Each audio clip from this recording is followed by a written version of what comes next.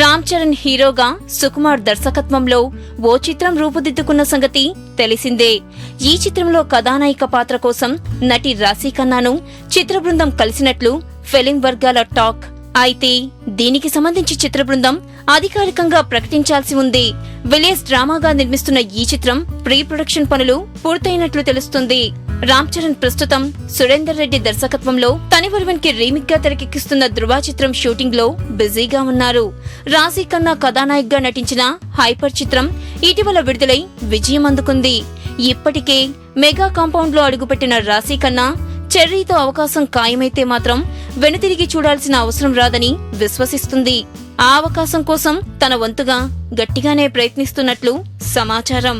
ప్రస్తుతం ఆమె పలు తమిళ చిత్రాల్లో నటిస్తున్నారు. ఈ వీడియో గనుక మీకు నచ్చినట్టయితే లైక్ చేయండి, షేర్ చేయండి, సబ్స్క్రైబ్ చేసుకోండి.